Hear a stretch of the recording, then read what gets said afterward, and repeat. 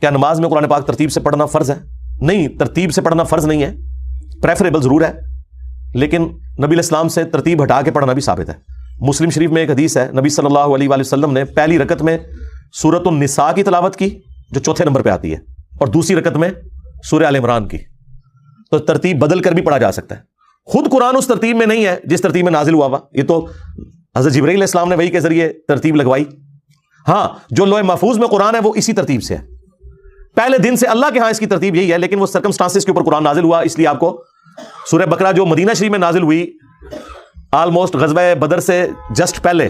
یعنی اعلان نبوت کے آلموسٹ سمجھ لیں 13-14 سال کے بعد، وہ شروع میں ہے، اور جو شروع کی صورت ہے سورۃ العلق وہ آخری پارے کے اندر ہے۔ تو سورت کی ترتیب ہونا کوئی ضروری نہیں ہے، آگے پیچھے بھی ہو جائے کوئی مسئلہ نہیں ہے۔